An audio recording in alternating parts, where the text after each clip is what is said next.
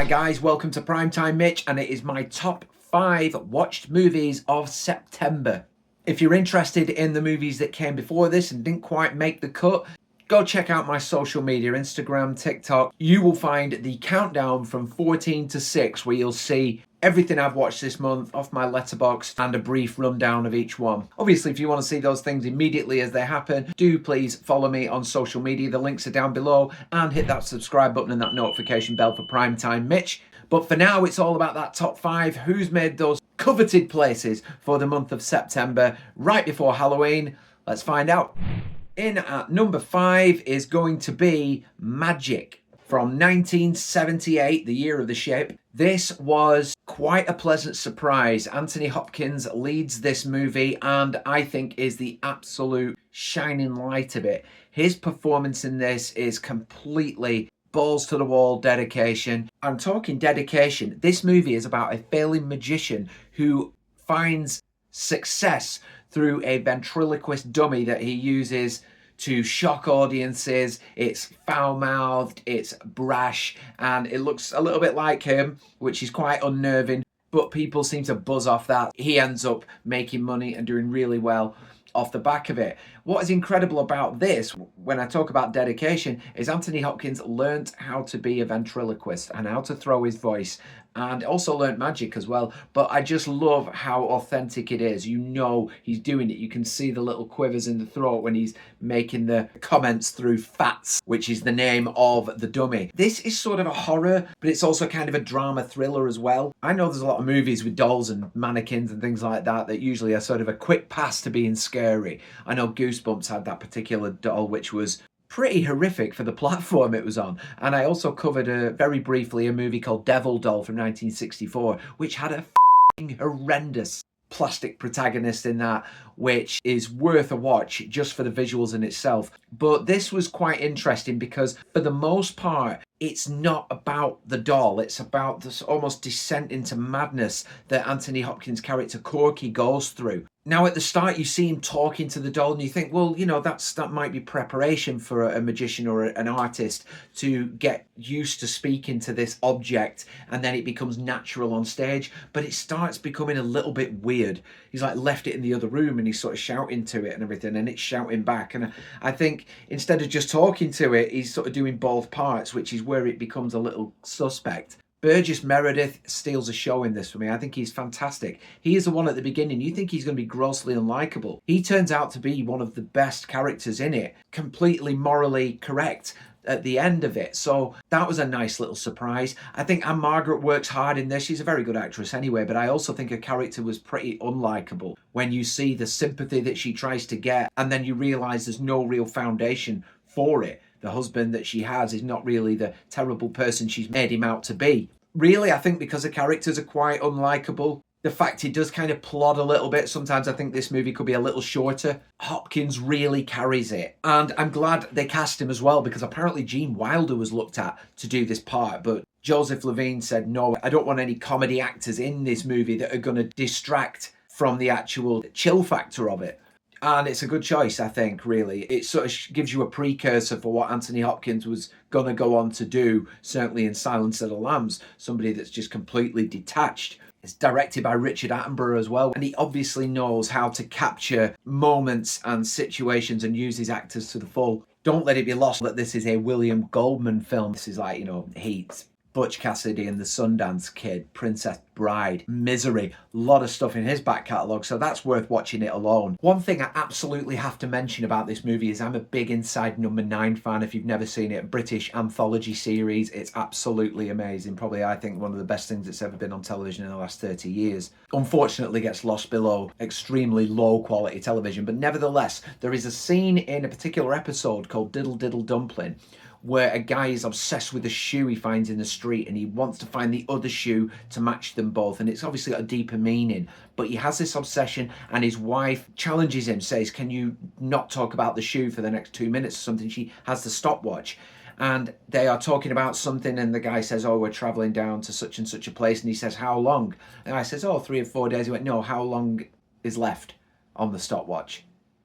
And I was sort of going, this is just like the scene when this is playing out in Magic, when he's given the challenge of not speaking to the dummy or not doing the performance for 2 minutes or a minute. I can't remember exactly how long it is.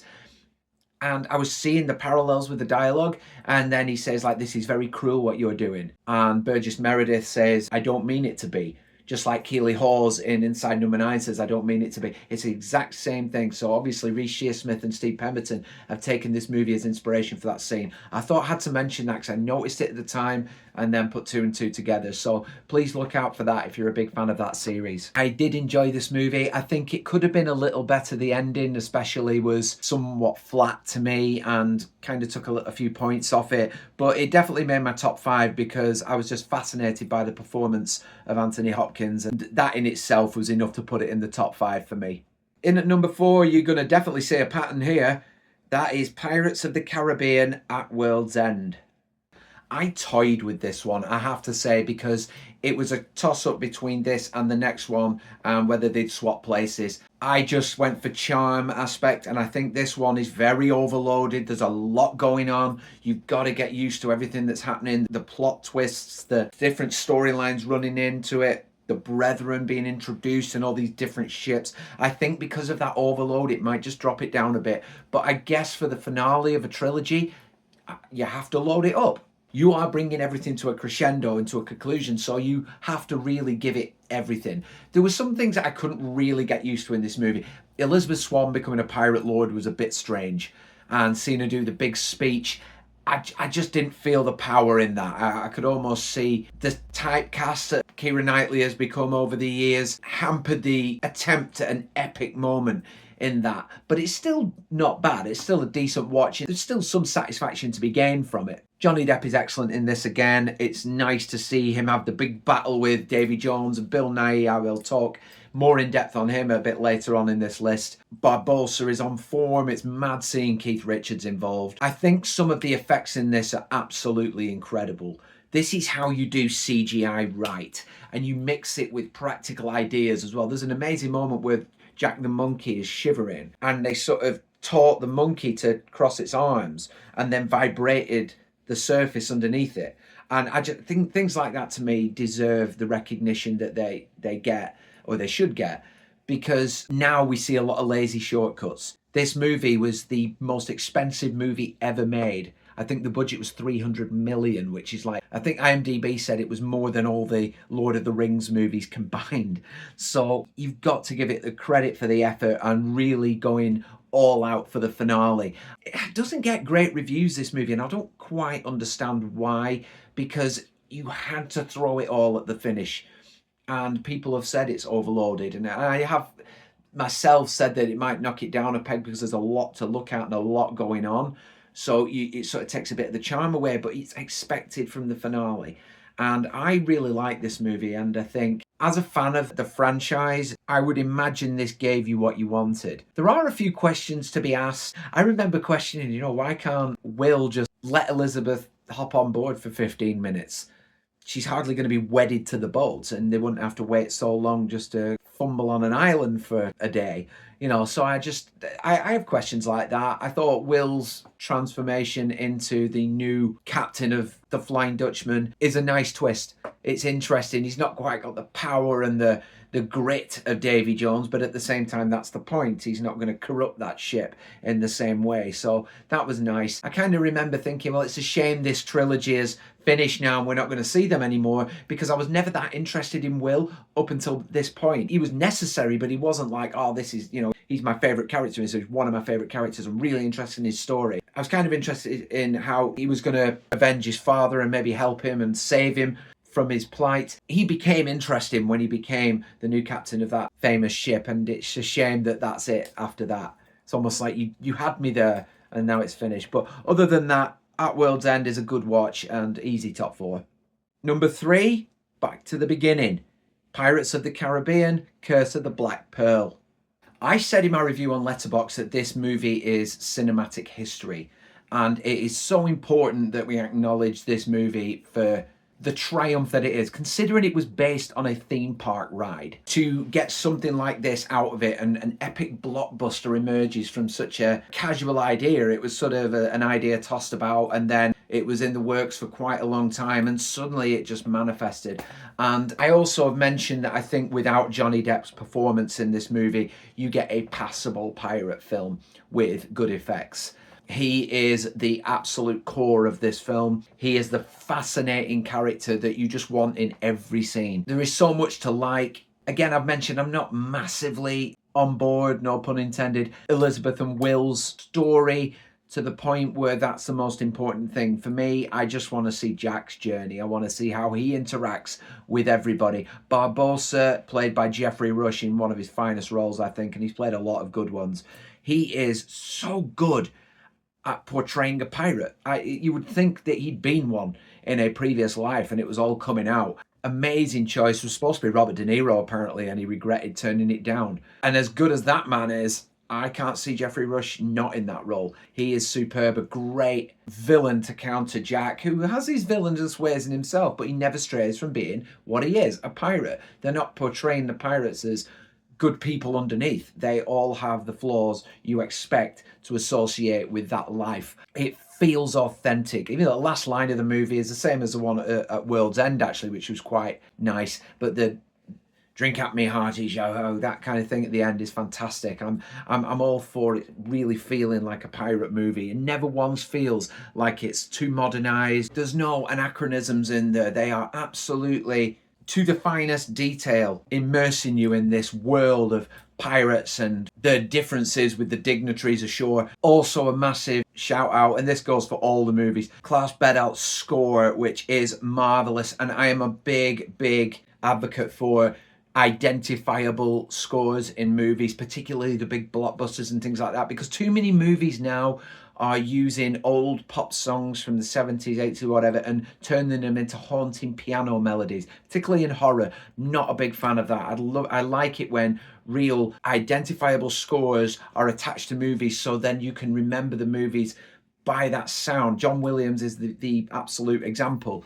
You remember Jurassic Park, Star Wars, Back to the Future, Pirates of the Caribbean. All these movies have a score that you remember, and this one is just a great poster boy for that. You really feel that music is backing up what you're watching, the crazy carnage and the sword fights that you're watching. There were certain things about this movie that I thought let it down somewhat. I couldn't get past the futility of fighting Barbossa's crew when they're already dead. That was never really, I don't think, well thought out. If somebody has a counter to that argument, please drop it in the comments below. I'd love to be corrected on that. But overall, Curse of the Black Pearl is one of the best movies of that generation. I really enjoyed it. It just was never getting past number 2, Pirates of the Caribbean, Dead Man's Chest. I've yet to see the 5th installment of this franchise, but this is my absolute favourite. I think this has everything. I think it has the charm of the first, it has the chaos of the third, and it's got that perfect balance. There's not too much of anything in it. You get introduced to Bill Nighy as Davy Jones in this, and he is unbelievable. In addition to the incredible CGI used to create his face, the tentacles coming off his face like some aquatic beard after he's been turned into this monster. The process to create that has to be seen. Go check it out somewhere on YouTube, it'll be there. But in addition to that, his acting and his viciousness as Davy Jones, the accent is absolutely on point. If you do your history, apparently the Scottish connections with Davy Jones are brought to life by Nighy in this. He is amazing. And I almost kind of feel like sometimes it's not him, because I've seen him in such refined roles in other movies. He's very well spoken, got a lovely voice. It's just a joy to watch him. He is an amazing character in this movie. He is brilliantly crafted and created. His words, the dialogue he is given is suited to him perfectly, and he is my favourite part of this movie. Sparrow is excellent again. Johnny Depp just keeps going with what he's got. Some of the criticisms of this movie was that, oh, his unpredictability is gone and everything, but you know, once you see something for the first time, it's obviously not going to be as unpredictable going forward. So I don't really think you can aim that criticism. If he starts becoming something else, then you say, well, we want Jack Sparrow as he was supposed to be. So I think that that's a lousy criticism, really, from my point of view anyway. He is good in this. He has some great lines in this again. Love the Hello Beastie thing with the Kraken at the end is wonderful. The Kraken as well is a brilliant inclusion to this franchise. Unfortunately, we don't see anything of it after that, unless I'm missing something in the fifth one, which I will watch. I love the fear of that thing being summoned, because there is quite a lot of horror in this film. The crew of the Flying Dutchman are hideous. They are terrifying to look at. All the sea creatures, sort of hybrids that that have been created. The only person that was not given CGI effects was Stellan Skarsgård, who actually spent 4 hours in makeup getting barnacles and God knows what attached to him. And it's just an amazing spectacle to look at. The Flying Dutchman, when it comes out the first time and you see that crew and you see Davy Jones and you see it emerging from the depths, it is really quite scary. And it's brilliantly done. And I think this movie has everything. I even was somewhat interested in Elizabeth and Will's sort of journey in this. It was more with Jack sort of inserting himself into that situation and being very suggestive with Elizabeth throughout, which again, you can take that one of two ways. I found it a bit weird at first, but then I thought, well, this has sort of been present. They've just never really suggested it directly before, so I kind of was all right with that after a while, but it did sort of turn me off slightly at the beginning. With Gore Verbinski at the helm of these three movies, you know that you're in good hands, and it's going to have a bit of everything that you've enjoyed from each one always present in it. I don't really have a lot that I dislike about it at all. I'd have to go back, watch and try and nitpick, but who wants to do that? So yeah, number 2, Dead Man's Chest, just missed out because of making top billing for September. Number 1 is The Long Walk. I'm actually about to watch this for a second time as I do this video, so by the time it's released, I'll have seen it twice. I went to watch this with my son, and I've also released a spoiler-free review of this movie if you'd like to go watch a little bit more in-depth opinion on it immediately after viewing it. This was frankly outstanding. Francis Lawrence has created a movie that had depth, feeling, barrel loads of emotion, and adapted a story in which the setting is simply people walking. I think there was one absolutely outrageously bad review on this. Look, I am fully in support of opinion. You don't have to like everything. That's what I do this channel for. I've slated things before and I like things and I explain why. Somebody said that this movie was too talky. I don't mind if you don't like something, but I think there is a level of ignorance there to suggest that a movie where people are walking together for the entire duration should somehow chop its dialogue down. That is where the characters come out. That's where the soul of the movie is. That's where you build a connection with them. That's how you do it. The dialogue is paramount in this movie. If it's not there, or it's taken away, or it's condensed, then you are going to lose most of the power of this film. So I had no time for that review. I'm sorry. That to me is just, like I said, pure ignorance. But it's not a movie without flaws. I think the ending was slightly too abrupt for me, but it wasn't too much that it was a bad ending. I just think there are certain elements, if you put them in, I would have gone, that's perfect. But that's just my preference. There are certain things in it, like I think there's a moment where he sort of, the two protagonists, who I will speak about in a minute because they are the heartbeat, they kind of have a falling out halfway through, and it just seems very immediate. There's been no build up to that aggression. But other than that, I can't really say anything bad about this movie at all. Cooper Hoffman and David Johnson are phenomenal in this movie. They carry it with such a fervor that you cannot take your eyes off them, and not only that, but you care very deeply about them. I have said on hundreds of reviews that I want to care for the characters. I need to care for characters, because if I don't, then I'm just watching happenings in front of me. I want to feel and understand things, especially if you're a fan of horror. You want to be scared because you care about the people, and you put yourselves in their shoes, and then you're like, oh my God, I would not want to be them, and I want to get out. But if you don't care about them, you just don't bother immersing yourself.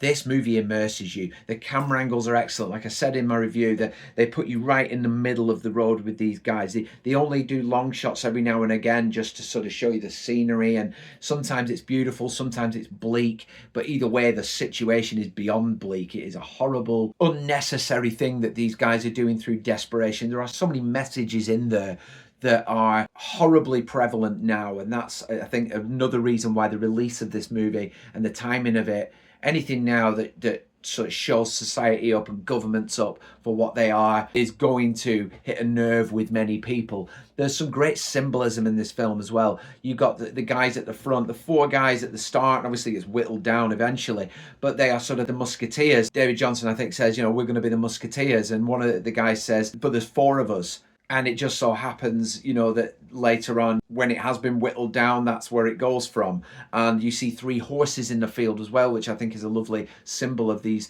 3 guys that are left there. Some truly brilliant dialogue in this, very believable dialogue. There's that very powerful line where somebody's taken out of the walk behind him and he's like, you know, I hope that gets easier. And he's like, well, that's what I'm afraid of. Fantastic line that's been mentioned by many people, and rightly so. And it's the fact that they create characters that you care about in different ways. Even the ones that are slightly more brash and obnoxious, you sort of want to know why. Instead of just dismissing him, going, well, I hope he goes, and things like that. You don't feel like that. It's like, what's wrong with this guy? Why does he feel like that? What's his cause? Why is he doing this? Everyone's doing this for different reasons. And there's this thing as well where sort of people, they either go to the front when they feel like they've nothing left and they're breaking down, or they go to the back. So you can either watch them on stage almost like everybody apparently in the country is doing, or you can choose to not make a spectacle of it. And I love the fact as well that they don't show the rest of the nation watching this. It would have cheapened it. It would have almost put a comedy spin on it. A bit like one of those sports movies where the big game's happening in the finale and everyone from different places is watching it. You know, like Happy Gilmore too. Influencers watching, things like that. I'm glad I didn't see any of that. That would have worsened it horribly. It's just a majestic movie from start to finish. And I think as well, I really want to read the story now I've seen the film. I like to do it the other way around, but it's just, with me doing reviews like this, it's just not possible. I just don't have the time to do that. But I will make sure that this is on my bookshelf when I move house and I get some time to read it and see where this came from. It's probably one of the best Stephen King adaptations I've seen. I will do a ranking on that, I think, soon, because I've seen enough now that I can make a top 10 and maybe even a sequel to the top 10 if things change. But The Long Walk has made #1 for September this month. It's probably #1 for the year up to now, but we'll see. I'll probably do a big year's review towards the end, maybe do a top 10 of 2025. But thanks guys for watching this top 5 for September video. Like I said, if you want to know the other movies that didn't quite make it, 14 to 6, go check out my social media. There'll be a reel on there doing the countdown to this 5. But if you enjoyed this, please hit that like button, hit that subscribe button, get those subscribes up for me. I really appreciate it. Looking for 1,000 very soon. And thank you for your support. I will catch you in October. I'm doing a lot in October that could distract me, but I'm going to make sure I get as much out for you as possible. Look for those shorts in October, 31 days of Halloween. But for now, thanks guys, stay safe. You're all legends for watching this video. If you like this content, please check out these other options down below, as well as various playlists on Primetime Mitch. There's something for everyone. Don't just stop at this.